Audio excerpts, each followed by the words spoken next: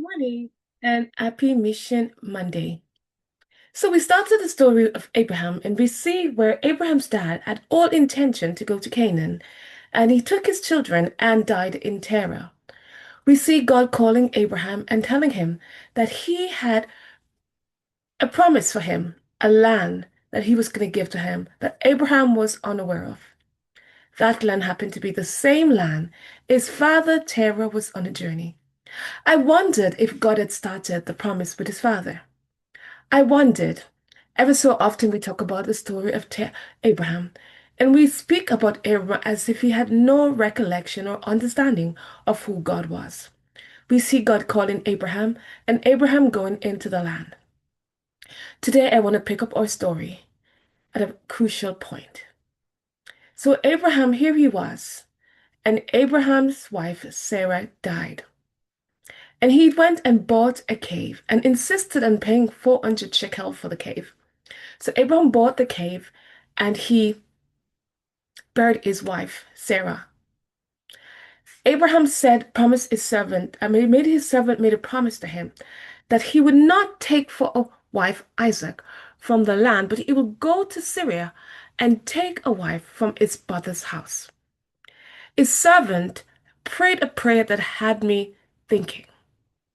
Abraham lived such a life that his servant was confident that he could petition God in the name of his master Abram because of his faithfulness to God and knowing that God would answer his prayer.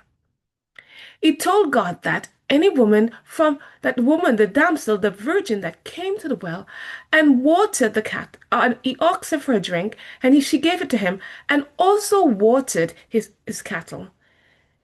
It would be a sign that this is the one that God has chosen and that God had made his trip profitable, prosperful.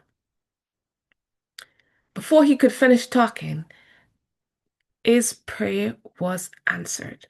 This is one of the prayers that before I call, God already had it in orchestrated. God already had a wife chosen for Isaac. But was she perfect?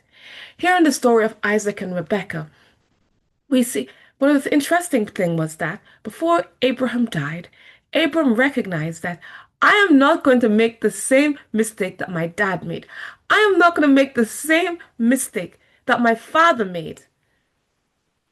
I don't know if God had called his dad and that was where he was going, but I find it very interesting that it was the same land. I find it very interesting. Just as his father took everybody and was taking them to this land, Abraham did the same thing. He took Lot, his brothers, and his family and took and was taking them to this promised land. Sometimes God calls us in our lives and we have to journey alone. But that's not what I want to talk about. So Abraham get to this point where he recognized that he was about to depart. Abraham makes sure that his wife Isaac, his husband, his child Isaac, forgive me, was taken care of. Not only that, it tells you that Ishmael was around at the time when Abraham died. So they grew up around in the same vicinity. They were all in the land together. But it tells you that Abraham blessed Isaac as God had said, and Abraham remarried. He remarried to Keturah and she had children with her. But Abraham sent all the children and he gave them possession of his concubine and his new wife Keturah, and he sent them away out of Isaac's presence. And with Ishmael, it tells you that Ishmael also, God, you see, God blesses us. There's so many lessons in this. God blesses us even when we make mistakes. Isaac had how many children? 12 children. Ishmael also had 12 princes. And they had prosperity, but the promise of God was with Isaac. If you journey along in the story, you see that Isaac was making the same mistakes his dad made. He lied to the king Abimelech. But what the thing was, the point I want to bring out this morning is this interesting point I want you to really think about. See, after Abraham died, it tells us that the people of the land that they were living among in Gerar and the king of Gerar, they blocked up all the wells that Abraham built. They knew God was with Abraham. They knew they were being blessed because of Abraham. When Abraham's wife died, they wanted to give the field for free. Not everything in your life is supposed to come free. Even when people offer something free. But I need to care for what I say because we live in a society where we don't know to accept God's blessing for free. When God give people blessing for us. But we've got to have discernment, not pride, not false pride. We've got to have discernment. You see, sometimes God allowed the enemy to bless us and other people to bless us. And we've got to be willing to take it free. It's about the heart and the intent of our heart. But Abraham somehow knew that this land, this cave he was buying, he wanted to buy the cave, and the guy gave him the whole field and the cave. And he paid 400 shekel. The moment Abraham died,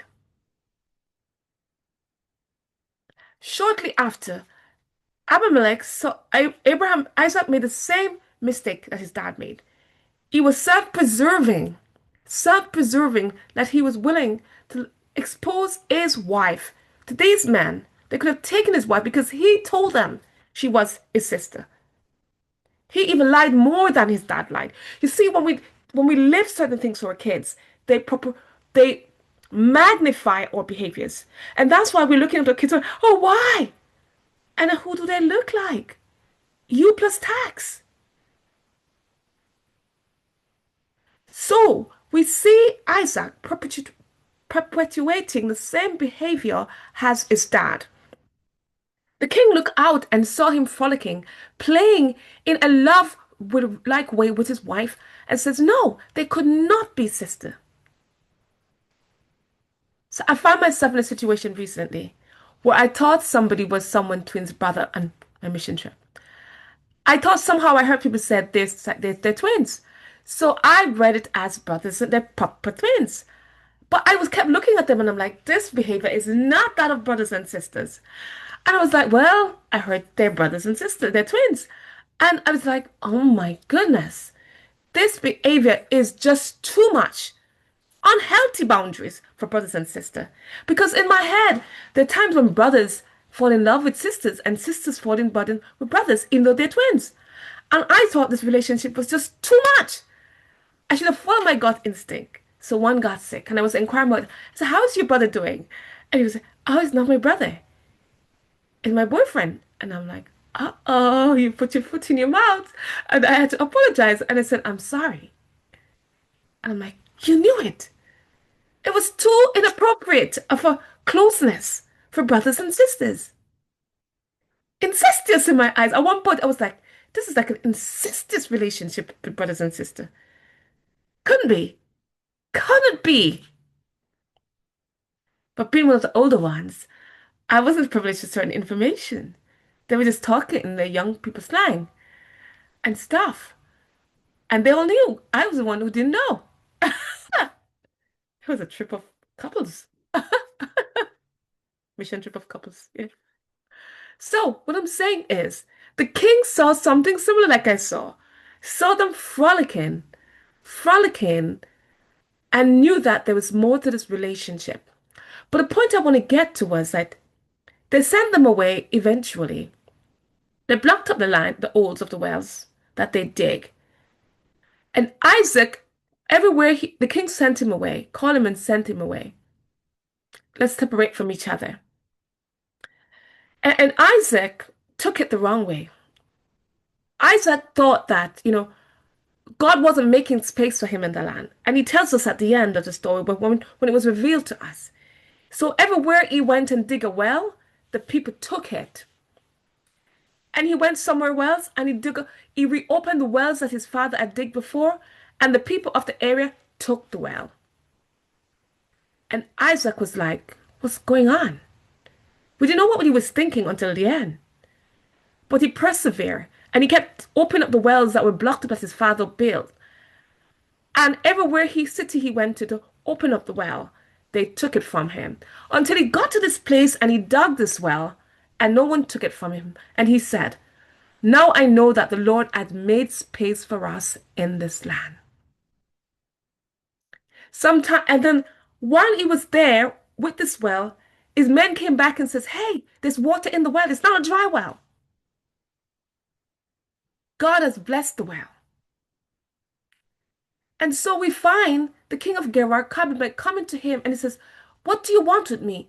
You don't like me. You sent me away from you." Or interpretation of things, folks, or interpretation. We internalize and interpretate things in our own selves. I'm losing words this morning. I don't know what's going on.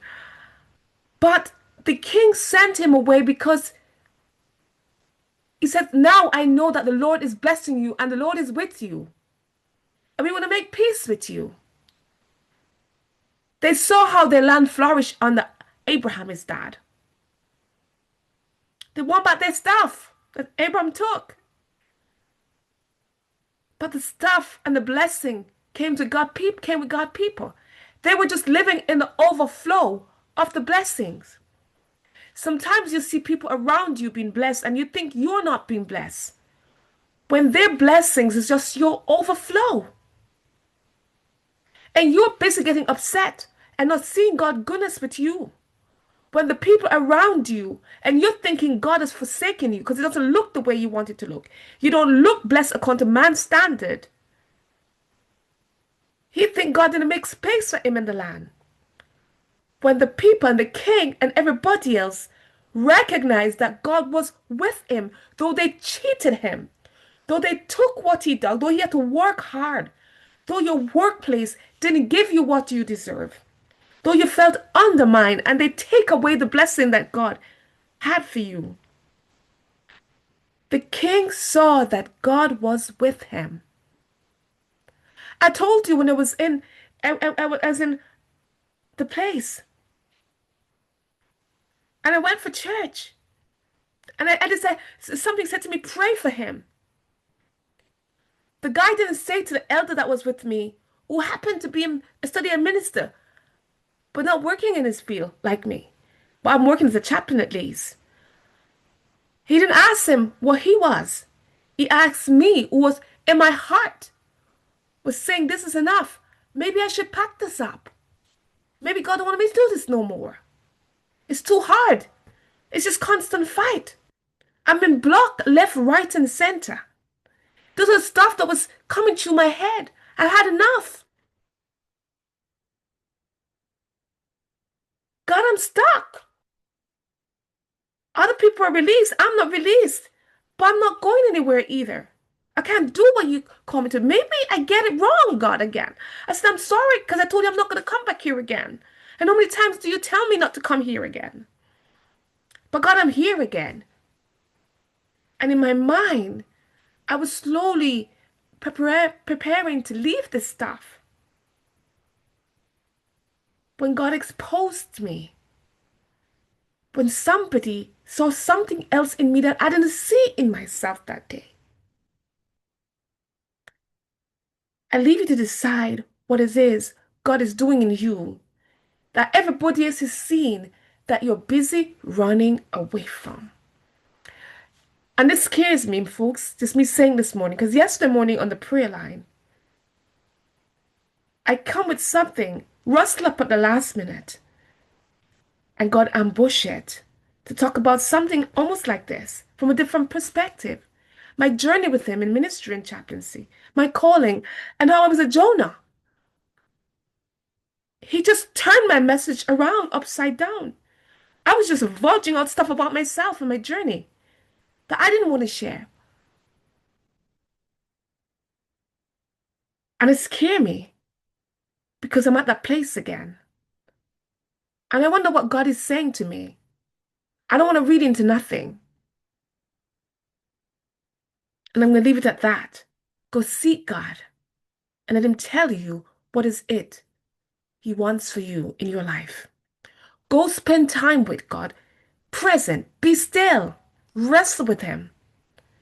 Don't let your circumstances push you out. Let them push you out. Let God tell you to move. But you dare not move from where you're at till God says move. Because sometimes when others send us away, that ain't God's plan. And let God bring them to them senses. Don't be like Rebecca, who interfered in God's plan because God told her what was going to happen. She caused havoc in the family and create deception in her kids. Be like David. Be patient. It took 7 years for David to become king. 7 long years. I heard God talking to me through my client yesterday. She was telling me she was 5 years in her position. And she was wrestling with it to take this new post because she's not working. I can't get too much into it. But as I'm talking to you, and I was talking to her, I knew I was talking to myself too. And as I'm admitting it this morning, it's scaring everything in me. Everything in what I want to do. So I need to go seek God. Go seek God. A lot of people are dying. Young folks, some just a couple years older than me. They're not 70, so they're young. Put your house in order. Put your house in order. The old folks are not dying. It's the people in their 30s and their 40s and their 50s and their early 60s that are dying.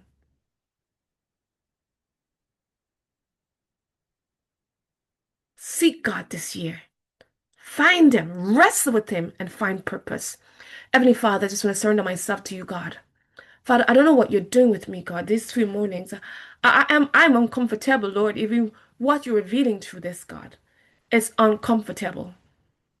But God, you know, I'd rather be uncomfortable. I'd rather be a doorkeeper in your house than go my own way, God. I don't want to go, God, if you're not in it. I don't want to go, God, if you're not in it. God, I need you. I can't do this on my own, Lord. I don't want to do this no more without you, God. I feel like I'm doing this on my own, Lord. But here I am this morning, God, telling you, I don't want to do this on my own, Lord. I can't do this on my own without you, Lord. God, I need you.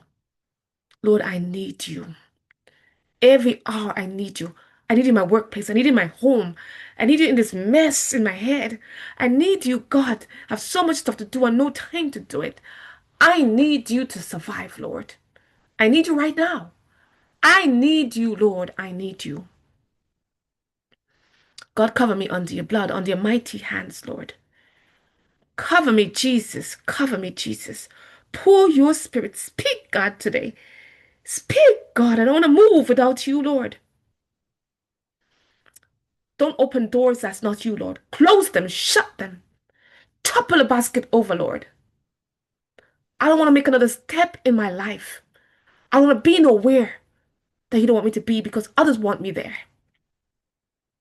I don't want to go if you're not coming with me, God.